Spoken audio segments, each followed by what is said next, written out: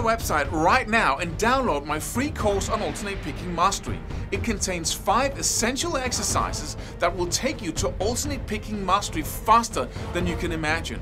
And then I've included my method of how to lay out a practice plan in just 1 to 2 minutes that will absolutely boost your results like nothing you ever tried before. So go download it right now. It's free.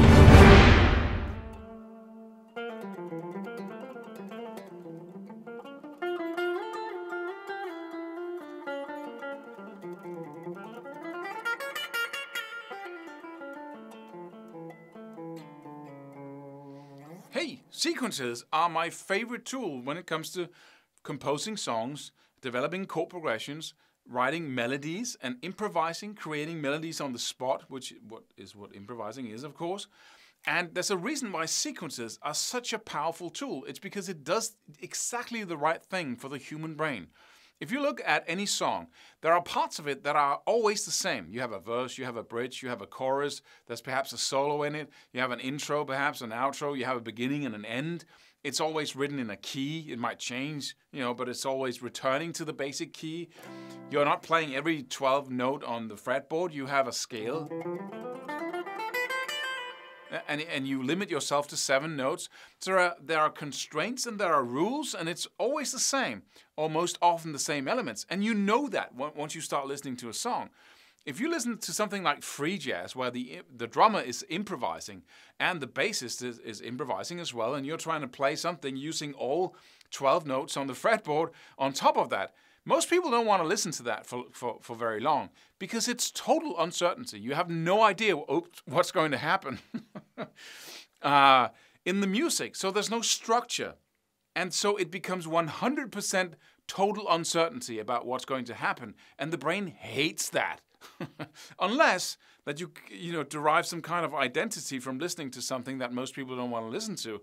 And unless it makes you a very special person. Sorry for that little psycho judgment there, but it's a cool exercise, by the way. Just see what happens when you start playing whatever and try to improvise as a band instead of just a single person. But when it comes to improvising and playing solos, you want those 2 parts. You want the uncertainty and the certainty. The same thing goes for movies. You have a main character. There's a plot that develops. The main character goes through, stuff he has to go through to get what he wants. And if it's a normal movie, he gets what he wants, right? And he doesn't die trying to get it unless it's a tragedy you're watching. So always certainty and uncertainty in all of these experiences. When you improvise, you want both. If you're just playing random notes, which is what we do in the beginning, over some kind of music in the background, then it's going to sound like we don't like that. As soon as you start developing something like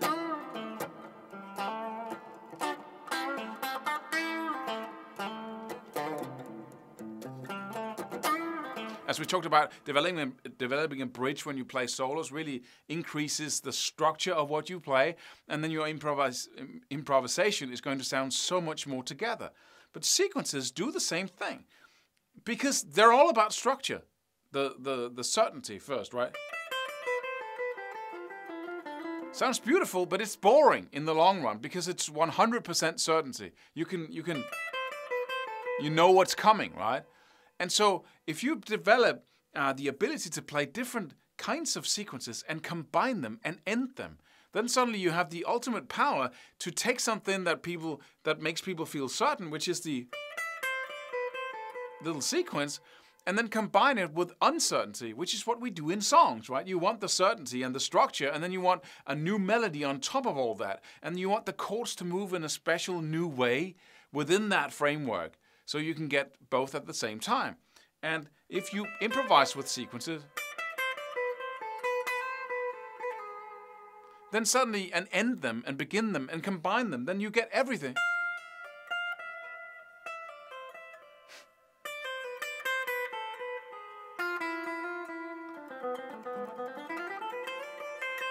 And if you combine them not so closely, so we can really hear each sequence develop and identify that it's a sequence before you start playing something else, then what you hear is the sound of Baroque music, of classical music, just here.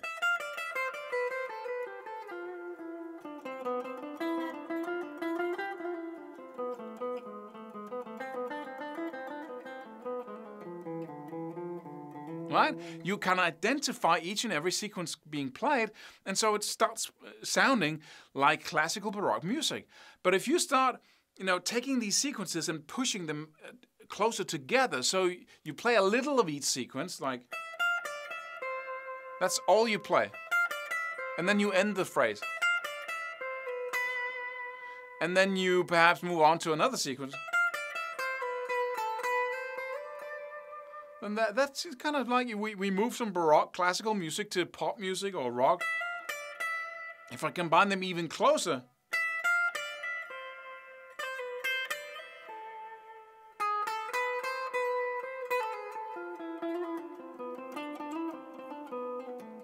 right? I'm still playing the harmonic minor, which sounds kind of classical, but then you get another sound. You get,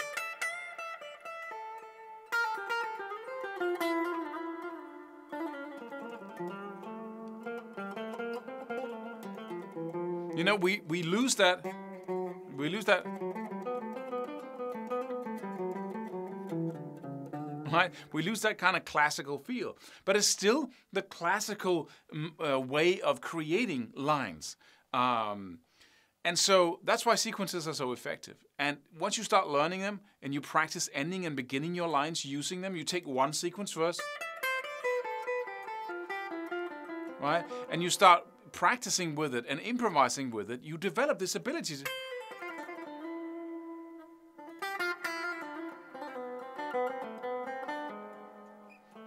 Right? It just comes out of your fingers because they're used to walking the grid, right, in different ways. And how we go here using this sequence, then combining it with the other, and then going back again. And it's all very playful and easy, certainly.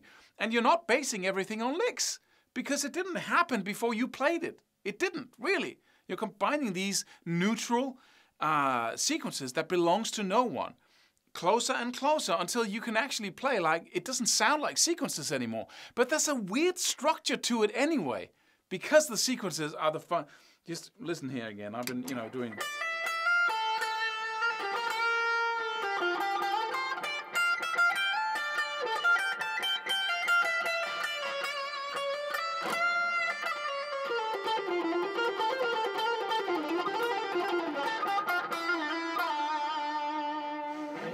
It's just, it works in the most magical way, and it really, really feels good to be able to just walk around the fretboard like that and make stuff sound good.